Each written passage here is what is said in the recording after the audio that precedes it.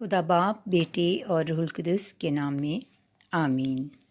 ہمارے لیے آج کی انجیل مقدس بمطابق مقدس لوکا 19واں باب 45ویں آیت سے لے کر 48ویں آیات تک۔ تاجروں کا ہیکل سے نکالا جانا۔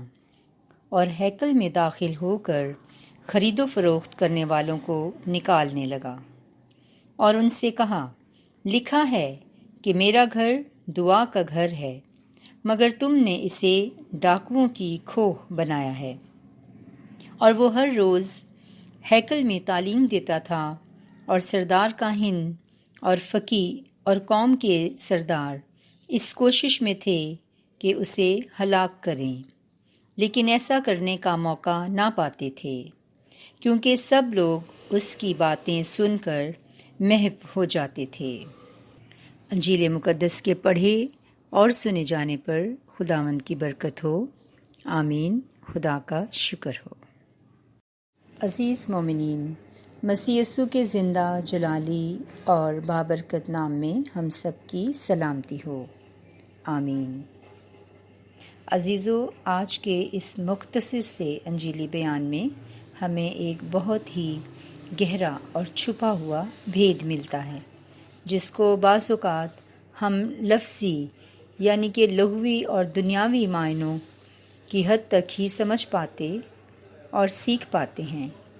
لیکن عزیزو، آئیں آج خداوند سے دعا مانگیں کہ وہ ہمیں کلام مقدس کی گہرائی میں پنہاں بھیدوں کو سمجھنے اور دوسروں کو بھی سمجھانے کی توفیق عطا فرمائیں، تاکہ ہم سب مسیحا کی تعلیمات کو اپنی زندگیوں میں عمل پیرا ہوتے اور پنپتے دیکھیں، آمین۔ پریز دی لارڈ۔ آئیں عزیزو، اس پیسج میں پائی گئی چند اصطلاحات کو سمجھتے ہیں، یعنی کہ تاجر، ہیکل، دعا کا گھر اور محو ہو جانا۔ عزیزو، ہیکل عبادت گاہ یا ٹیمپل۔ پرانے عہد نامہ میں ہمیں ہیکل کا تصور ملتا ہے، جو خدا نے خود اپنی زیر نگرانی اور ہدایات کے ساتھ اپنے چنیدہ بندوں سے بنوائی، اور خدا کی حضوری اور موجودگی اس میں ہر وقت موجود ہوتی تھی، اور اس کا تقدس، عزت و احترام سب پر واجب تھا۔ تاجر یعنی وہ لوگ جو خرید و فروخت کرتے، کاروبار کرتے اور لین دین کرتے تھے۔ میرا گھر دعا کا گھر کہلائے گا۔ عزیزو، خدا کے گھر کی اہمیت، پاکیزگی اور تقدس اور احترام کی بات کی گئی ہے۔ لفظ محو ہو جانا یعنی کھو جانا اور گم ہو جانا۔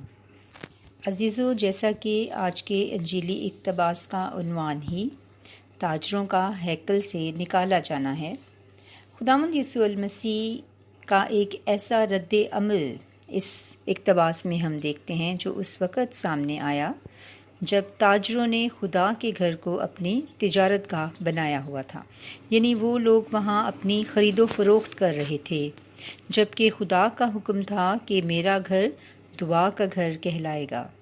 یعنی کہ عزیزو، یہاں سراسر خدا کے حکم کی نافرمانی ہو رہی تھی، اور مسیح یسوع برملا اس نافرمانی پر برہمی کا اظہار کرتے ہیں اور خرید و فروخت کرنے والوں کو نکال باہر کرتے ہیں۔ زبور نویس کیا خوب فرماتے ہیں کہ تیرے گھر کی غیرت مجھے کھا گئی۔ آئیں عزیزو، آج اس بات پر غور کریں کہ کیا ہم خدا کے گھر کی غیرت رکھتے ہیں اور خدا کے گھر میں سنجیدگی سے قدم رکھتے ہیں، یا کہ ہمارا دھیان و گیان دنیاوی باتوں اور خیالوں میں ہی کھویا رہتا ہے۔ آیت نمبر 48 میں یوں مرقوم ہے، کیونکہ سب لوگ اس کی باتیں سن کر محو ہو جاتے تھے، یعنی کھو جاتے تھے، کیونکہ بقول پطرس رسول کے خداوند ہم کہاں جائیں، کیونکہ زندگی ہمیشہ کی زندگی کی باتیں تو تیرے ہی پاس ہیں۔ پریز دا لارڈ۔ دوسرا اہم نقطہ یا روحانی پہلو جو ہم سب آج کے اس انجیلی اقتباس میں سے سیکھتے ہیں وہ یہ ہے کہ نئے عہد نامہ میں مسیح یسوع سب ایمانداروں کو خدا کا مقدس کہتے ہیں۔ پولس رسول فرماتے ہیں کہ کیا تم نہیں جانتے کہ تم خدا کا مقدس ہو اور روح خدا تم میں سکونت پذیر ہے، اور اگر کوئی خدا کی اس ہیکل کو یعنی کہ اپنے بدن کو برباد کرے گا تو خدا اس کو برباد کر دے گا۔ عزیزو، خدا کا شکر ہو، کس قدر عظیم اور خوشی کی بات ہے کہ ہم مسیحی ایماندار لوگ خدا کی ہیکل ہیں اور روح خدا، روح القدس ہم میں سکونت پذیر ہوتا ہے۔ ہم تو خود ہی چلتے پھرتے دعا کا گھر ہیں۔ پریز دا لارڈ۔ عزیزو، ہیکل کا پاک ترین مقام مقدس تھا، اور آج نئے عہد نامے میں انسان کا دل اگر پاک صاف ہے تو وہ خدا کا مقدس ہے۔ پریز دا لارڈ۔ مبارک ہیں وہ جو پاک دل ہیں، کیونکہ وہ خدا کو دیکھیں گے۔ آمین۔ دھیان و گیان اور غور و خوض۔ آج ہمارے دلوں کی ہیکل کا کیا حال ہے؟ مسیح یسوع فرماتے ہیں کہ جہاں تیرا مال ہے وہیں تیرا دل بھی لگا رہے گا۔ کیا ہمارا دل دنیاوی مال و دولت اور خرید و فروخت میں ہی لگا رہتا ہے، یا کہ اس آسمانی بادشاہت کی جو ایک ایسا قیمتی خزانہ ہے جہاں نہ تو چور نقب لگاتا ہے اور نہ ہی کیڑا خراب کرتا ہے؟ بابا بھلے شاہ نے کیا خوب فرمایا ہے کہ مسجد ڈھا دے، مندر ڈھا دے جو کچھ ڈھیندا، ایک بندے دا دل نہ ڈھامی، رب دلاں وچ رہندا۔